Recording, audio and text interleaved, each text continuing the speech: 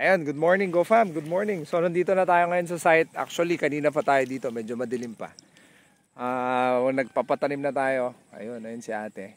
Hi, ate. So, alam yun, ganyan ang hanap buhay dito.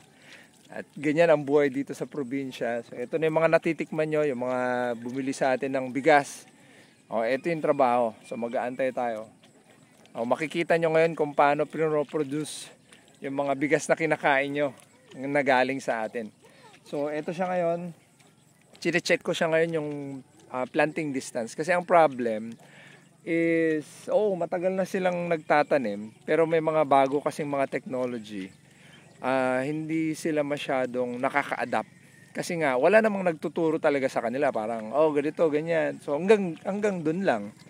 'Di ba? Pero sana ang nakita ko, since sila talaga yung mga nagtatanim, sana meron din like mga seminars o na parang nag-update, no? Na parang sana, parang niisip ko, parang meron sanang parang nabibigyan sila ng ng certificate sana sila na pag na tapos nila yung certain na training, tapos nagawa nila in certain season, nabibigyan sana sila mga ate, sila mga kuya, ng certificate. Tapos kung sino mga may certificate, sila yung mas mataas yung labor ng pag kinuha mong magtanim. 'Di ba? 'Di ba parang gandang idea nun eh, 'di ba? 'Di ba manang mas memet di jay no nang hingina ti anayo.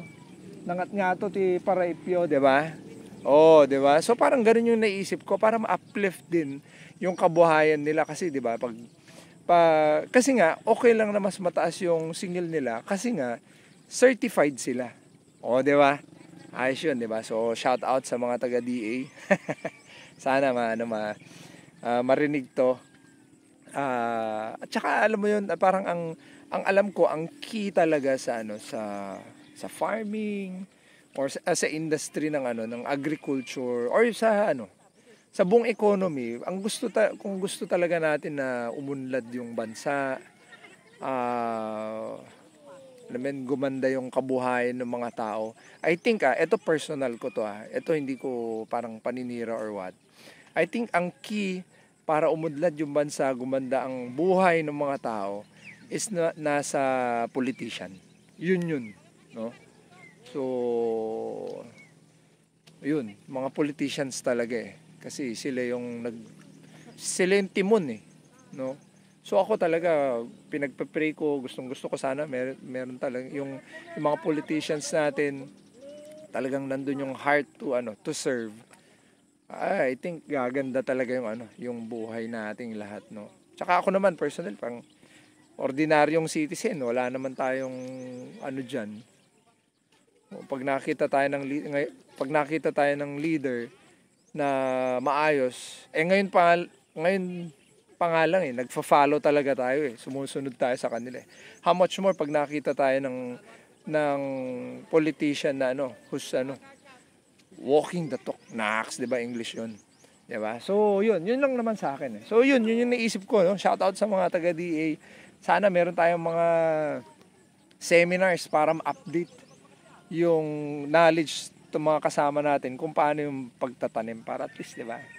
Ako na mismo nagtuturo sa kanila 'Di ba? So, 'yun lang naman. So, okay. So, 'yun yung update natin dito. So, sana patuloy niyong subaybayan and like, subscribe, share para at least, 'di ba, yung mga pag meron tayong mga kasamang mga farmers din, 'di ba? At least matuto or meron kayong mga suggestion na mas okay, lagay nyo lang sa comment. Tapos try natin yan. Okay? So tara, pasyal natin, ikutan natin itong mga to.